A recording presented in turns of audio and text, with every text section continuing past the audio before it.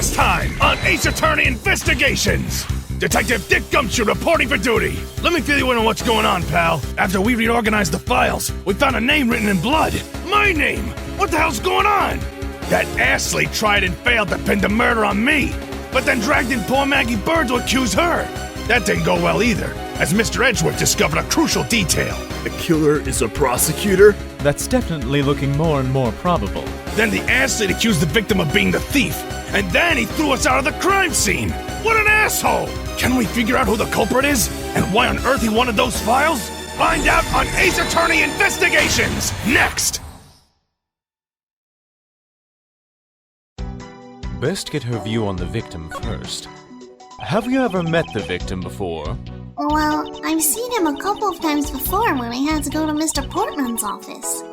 Mr. Faith was always playing basketball with Mr. Portman, sir. Oh man, that sounds like fun! I'd have loved to have played with him. You know, when he wasn't dead. It sounds fun, but the only person ever taking a shot was Mr. Portsman. All Mr. Faith ever did was pass him the ball, sir. On second thought, I don't think I'd have fit in all that well with them. Reminds me too much of high school. Next step, get to know Maggie Byrde. Miss Maggie Byrde, correct? I take it that you are an acquaintance of the detective. She was under my supervision back when she was on the force, sir. One day, she got caught up in a murder, and things started going downhill, so she quit. But I owe a lot to Detective Gumshoe for introducing me to my current employer. Or so I thought until a few hours ago. Right before I was about to clock out for the night. You got caught up in this whirlwind of a case, correct? Don't worry, my whole life has been nothing but a whirlwind of bad luck and failures. Since I was 6 months old, when I fell from the 9th floor of my apartment building, I've been hit by all sorts of vehicles, gotten sick from all sorts of foods, failed at almost every test I've taken, experienced almost every kind of disaster. And now, I even managed to be named a criminal, just when I've become a security guard. That's a lot to go through in one lifetime. I know! And just when I thought I finally found my happiness, I wind up getting you and Detective Gumshoe involved in my bad luck. You don't need to worry about me, Miss Byrde. Nor do you need to worry about yourself. I will solve this case and prove your innocence. All I ask in return is for your cooperation. Yes, sir, Mr. Edgeworth. You can count on me. I'll do all I can to help. Speaking of cooperation, I wonder if she can shed some light on some evidence. So when did you discover that the master key was missing? By the time I realized it, I think it was around 1 a.m., sir. And I noticed it was back at around 2:30 a.m. It was just sitting there on the ledge where the security room's reception window is. But I am sure that between those 2 times, it was not just gone, but stolen, sir! Why is such an important key stored in such an insecure place? It's not like that, sir. We always keep the key further inside the room, away from the window. Always, you say? Except for this time, correct? Well, I admit that was a bit careless, but I had my reasons. I left it out because I was sort of using it at the time. It was after I had used it that I left it sitting out on the ledge. I wonder exactly what she used it for. What did you mean by you used the master key? Oh, I had to use it to open the door for this prosecutor who had forgotten his key. I mean, it's my job as a security guard, right? What is it? That's right! I just remembered! The prosecutor who forgot his key! It was Mr. Portsman, sir! What? Please tell me more, Miss Byrde. Quickly! It seems the game is afoot. It was around 12 a.m. Mr. Portsman had forgotten his office key, so he came down to security, sir. And that's when you loaned the master key to him? No way! It's against regulations to loan the master key out to anyone. I walked with Mr. Portsman to his office and opened the door for him personally, sir. What happened after that? Well, he called for me to come close up his office as he was leaving to go home. That was around 1:30 a.m., I think. So, in summary, for the sake of one forgetful prosecutor, You used the master key twice tonight. Portsman, that bastard. Talk about suspicious. I doubt you can say that you've never left your keys at home, Detective. I think this calls for a thorough examination of Mr. Portsman's door. Let's go over and look at it, shall we? Looking cranny, sir? Let's get inspecting, Gumshoe. The door is locked tight. I bet the old credit card trick wouldn't work here, huh, Mr. Edgeworth? This is the office of a high prosecutor, Detective. These doors would be pretty ineffective if the average cat burglar could get through them. Aha! So I guess only a great cat burglar can get in. That must be where our culprit is. Might I advise you to return that conclusion to whatever pawn shop you bought it from? These numbers are suspicious.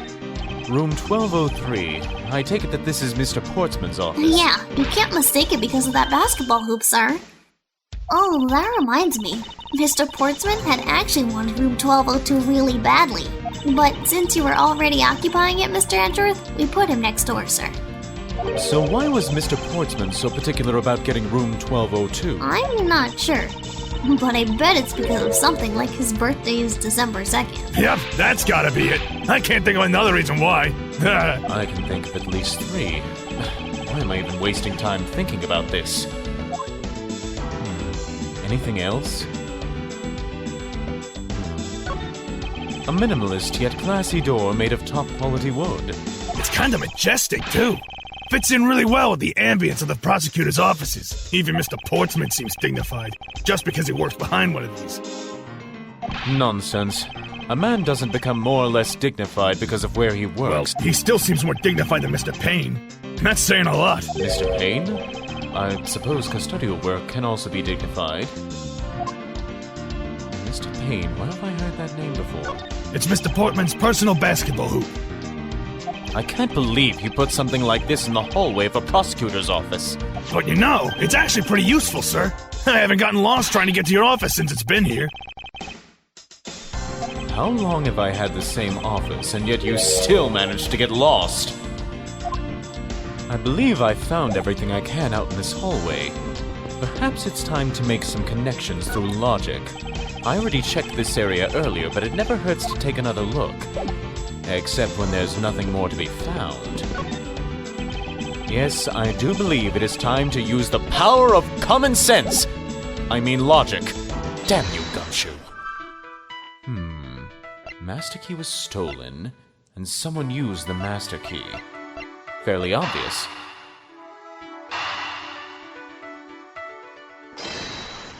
By George, I've got it! Miss Byrde, I'm afraid there's a flaw in your story. What? No way, pal! I mean, sir... You said that you locked up Mr. Portsman's office at around 1:30 a.m., correct? However, the master key had already been stolen at that time. Wow, nothing gets by you, Mr. Edgeworth. You saw that contradiction like a pro. I had totally forgotten all about that. But thanks to you, I remember it now. And you're right. It was around that very time that I realized the master key was missing. And? Well, I'm a security guard, sir. I couldn't just admit to losing the master key, could I? So I pretended to lock up his room, sir. You pretended? Yeah, I used my house key and made it look like I was locking up, sir. So in actuality, you never did relock the door then? Well, I thought that maybe I could go lock it after I found the key. Come to think of it, I guess the door still hasn't been locked properly. Actually, as far as I know, every time we've been over there, the door has been locked. Wait, why am I examining the basketball hoop? I need to examine the lock on Portsman's door. Hi, Maggie. Bye, Maggie. Best not confront Portsman at the moment. Find his door first. Alright, now to check this lock one more time. Thank you, Miss Byrde. You have provided me with a powerful weapon. Is this spot somehow connected to any of the evidence I hold? Eureka! There's a contradiction here between reality and the evidence. If what Miss Byrde has said is true, then why is this door locked tight? Huh? Yeah, you're right. Miss Byrde, are you sure you didn't relock this door? I am certain of it, sir. And I don't think Mr. Portsman noticed it himself that I hadn't. Which means... What does that mean, sir? It either means that he actually does have the key to his office, or that the door Miss Byrde opened wasn't this one at all, but a completely different one. She opened a different door? But how can you prove that? There's an easy way to find out. All we need to do is... we need to examine these for fingerprints. The prints on the number plate. They will tell us all that we need to know. Everything? Really? Like what, sir? Like, well, for example, and such as... Well, we know for sure that Detective Gumshoe's dinner will only consist of instant noodles. Hey, how'd you know? That's amazing! And it's also sad because it's true. Was that supposed to be a joke to cheer me up, Mr. Edgeworth? Yes, that's it. Now then, we should get back to doing what we need to do, and that is... we need to examine... If we examine the fingerprints on the master key... we won't find anything at all, and the criminal probably wiped them clean. Edgeworth, get your head in the game!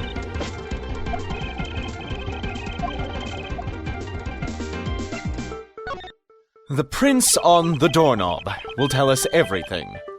Already on it, sir. Hey, you! Yeah, you, pal! Do us a favor and see what you live from this, okay? Alright, don't keep us waiting. What did you find out? There's no need for such belligerent nostril flaring, Detective. Senor Gumshoe! I only found Senor Portsman and Mr. Faith's prints on these doorknobs. So, only 2 people's prints were found on this? Huh? That's pretty decisive. Huh? I'm lost, sir. Thinking logically, a certain other person's prints should be on this knob as well. Now then, whose print should also be on this doorknob? Well, that's obvious. Take that! Don't you find it odd that the prints of the person who unlocked this door are absent? You mean... Yes, the door that Miss Byrde opened could not have been this one, but a different one.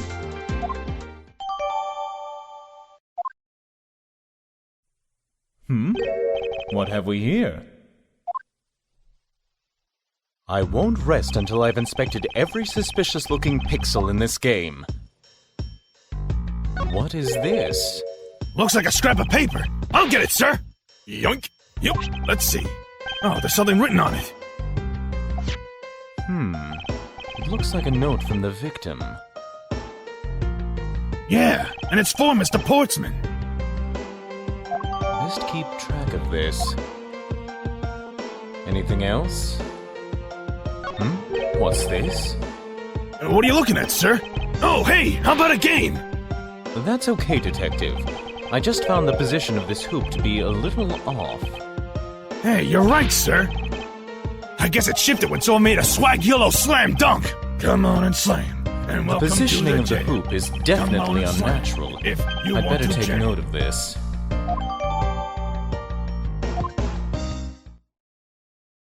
I love the smell of credibility in the morning. Poking around in this hallway has actually paid off quite handsomely. Huh? Really? I haven't been paying attention, so how so? In a variety of different ways. I think it's time we had a little chat with the real culprit of this case. You know who the killer is? Wow, Mr. Edgeworth! As long as my logic is sound, then yes. The mastermind behind this murder is none other than Mr. Portsman. What? Mr. Portsman? I knew it!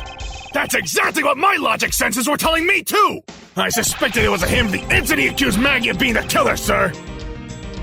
That is anything but logical. Lady and gentlemen, prepare yourselves.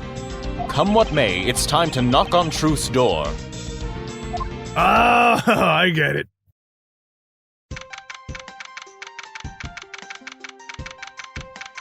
Mr. Portsman, I finished processing the bloody letters, sir. Alright, let me take a gander at it. Pass it here. Okay, looking good. You there! Take good care of this. Portsman! Go! God! Ah, my face! God! Ah! Well, if it isn't Detective Gumshoe. End of the line for you, Portsman! We got you now! Call off your dog, Mr. Edgeworth. Is this some kind of joke? It's no joke. We know, Mr. Jacques Portsman, that you are the guilty party in this case. You must be pretty mad, getting chased out of your own room. I'd be mad too. So I guess you can stay, if you promise to stay out of our way. You intend to hide your crime under the guise of a prosecutor doing his job? I can see right through the unsightly paper-thin mask you wear upon your cowl. Who would have ever thought it would come to this? Actually, come to think of it, your mentor was Manfred von Karma, right? The legendary prosecutor who never lost a single case for 40 long years. But there was always this incessant chatter about forged evidence with that guy. Really teaches me that I've got to stay on the lookout for false accusations, you know? Are you done trying to play mind games with me, because they won't work? The only thing you should be using that mouth of yours for now is explaining yourself. Although that too will only dig your hole deeper. Either way, your game is up. Well, aren't we full of ourselves, even though you have yet to prove anything? I will tear your logic to shreds. I have no idea what sort of harebrained idea you have in mind, but there's a mountain of evidence that points away from me being the culprit. Besides, how, may I ask, do you propose I unlocked your door and got in here? Look, I feel bad about doing this to you, but I've got work to do, so we're done here. Sorry, but we are not finished yet. Boy, you're stubborn. I suppose you're basing your accusations on something. I'll show you what I'm basing my accusation on, with evidence. Of course, given how easy you've made it for me, it won't be that difficult. How did you get my door unlocked? You obviously asked Maggie to do it for you. Idiot. It's like shooting fish in a barrel.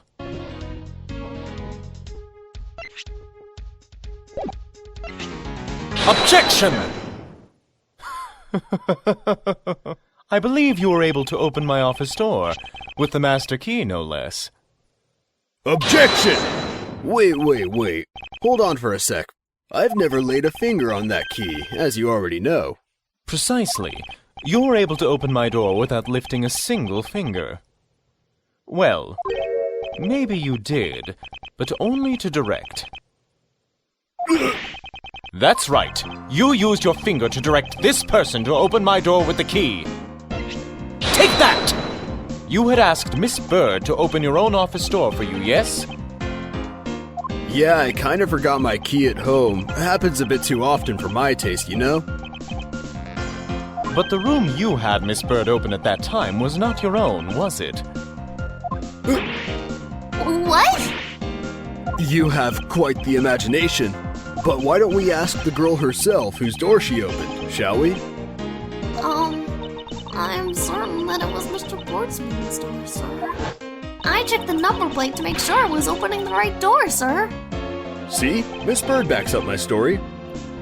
Yet, what if you had misled her to fool her into thinking what you wanted? Ha! And how do you suppose I did that? By switching the number plates on our doors, for example. That's right. They do slide out pretty easily. Furthermore, you then used one other thing to give a very strong impression. That the door she was opening was yours and not, in fact, mine. What was it that Mr. Portsman used to make Miss Byrde think that it was his room? Well, that is quite obvious. Take that! What? The basketball hoop, sir. It's quite the peculiar fixture in any hallway, let alone a hallway in this building. Which is why it left an unusually strong impression on you. It's an object perfectly suited to sit just outside the office of a peculiar prosecutor. Whoa! That's very true, sir. Because there was a basketball hoop sitting there, I thought the door was opening had to be Mr. Portsman's. There are signs that the hoop has been moved. To sit in front of my office, to be sure. I see. So that's how you throw suspicion on people. Thanks for the tip. But I think your conjecture is a little off the racetrack. Now you're just spouting nonsense. I had the girl open my office door. After that, I was in my room the entire time. You don't have a single reason to suspect me. So he intends to claim his innocence to the end, does he? I'm as pure and innocent as my jacket. And Miss Byrde is as dirty and guilty as the jacket she wears. My jacket's not dirty, I'll have you know. I just washed it yesterday. Please calm down, for I intend to show who is the one truly covered in slime here. Can't lose my focus now. But which is the statement most likely to give him away? Hold it! And what were you doing in your office? I was doing my usual training regiment. Training regiment? Were you going through your law books from start to finish? Mainly batting practice and some weights. Oh, and I jog when I get the chance. Oh wow, you must be the buffest prosecutor we have. Not. With the weakest legal muscles, it would seem. I was doing my usual workouts, so... Wait. He claims to have been inside his room the entire time. Aha. Objection!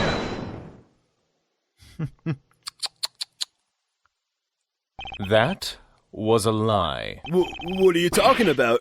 How is that a lie? This is a note that the victim left for you, Mr. Portsman. A note? It was left under your door, or did you not notice? And right here it says, "But you're out." You were not in your room when the victim came to call on you. So then, where were you and what were you doing? Ah! Shall I explain it in full detail for you? You were busy snooping around in my room, the very room you had Miss Byrde open for you. Objection! That's just nonsense. You have no evidence that I made the girl open your door for me. Oh, but I do. I have very decisive evidence. No way!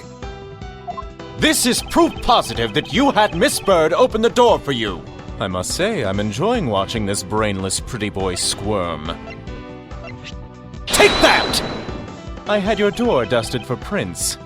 My door? Ha, what for? Come on, I bet you didn't find anything. You sure are good at wasting time. You're right. I didn't find anything, and definitely not Miss Byrde's fingerprints. Her prints? What do they have to do with anything? Let's put it this way. If she really was the one who opened your door, then her prints should naturally be on the doorknob she touched. Back! Further, all of the prints on my office door's knob have been wiped clean off.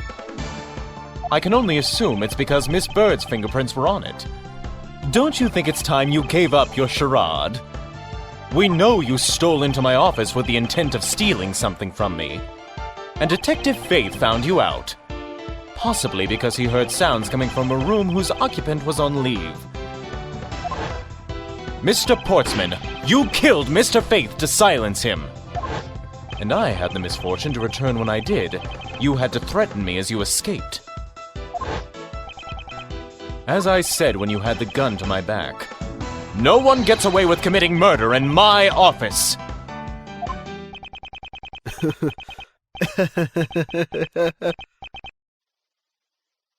Oh hell, this can't be good.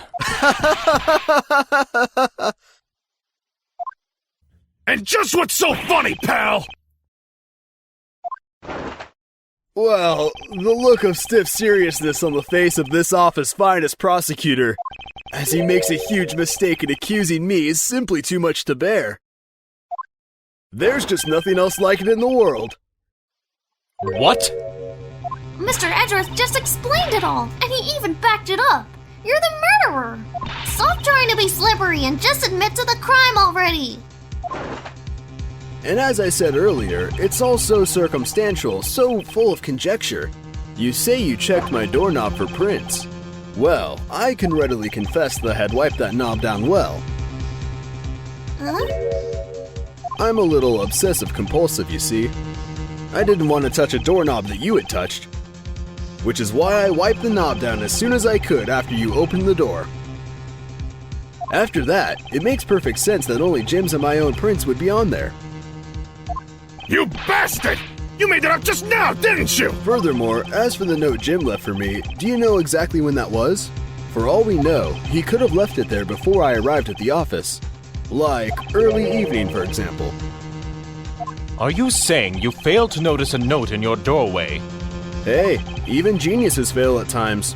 I was probably too preoccupied by work-related matters, although that's no excuse. No, that's just a flat-out lie. There's no way you didn't notice a note that size. Ah, but you can't prove that, can you? Say something, Mr. Edgeworth. Back me up here, sir. Portsman makes a good point. I can't prove that he didn't simply overlook it.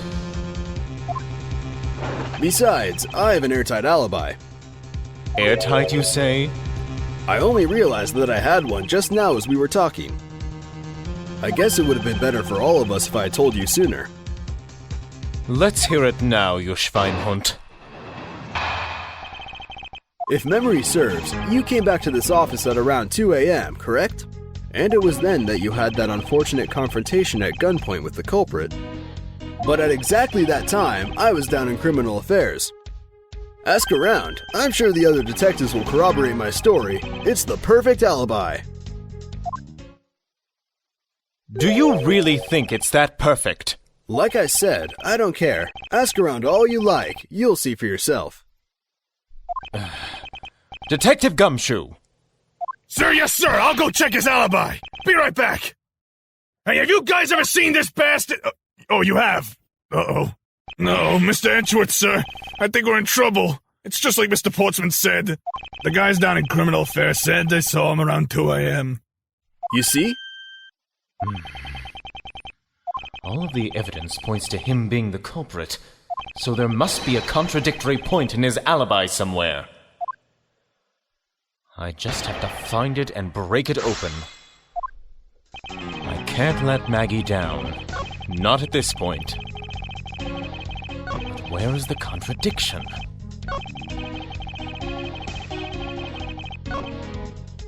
Hold it!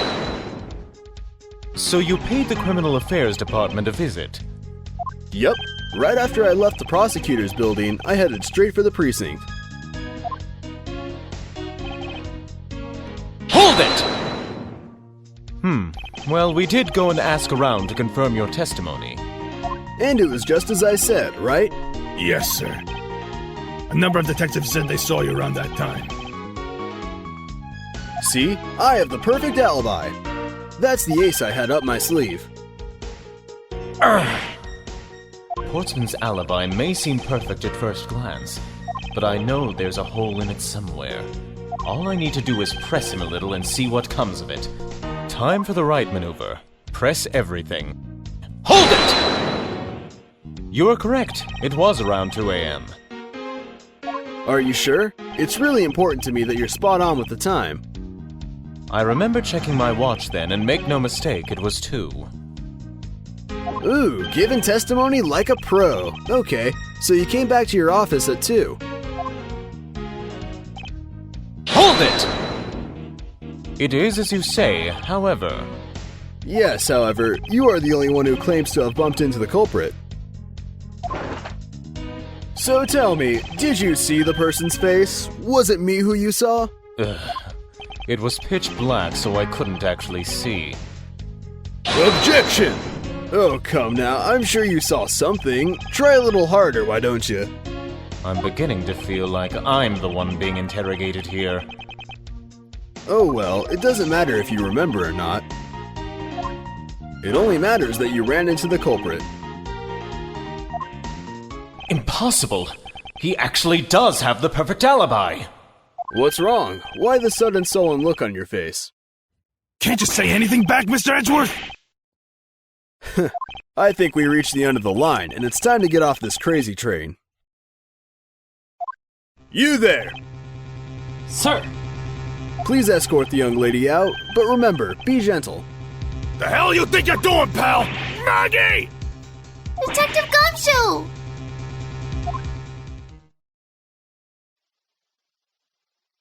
Is there nothing I can do? There must be a way to turn this situation around. If only I had a clue. Did I miss something that can help me cast doubt on his alibi?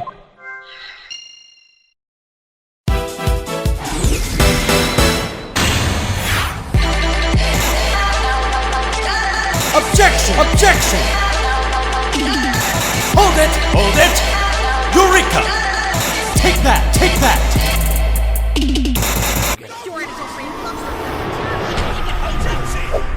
Let's do project. Next time! Only 2 pieces. I believe the proper phrase here is, you fail. I'm impressed beyond words, sir. It was nothing. I'm just sorry you got caught up in a murder in my office. Please accept my apologies. It's about that thing, isn't it? That great thief that everyone's talking about.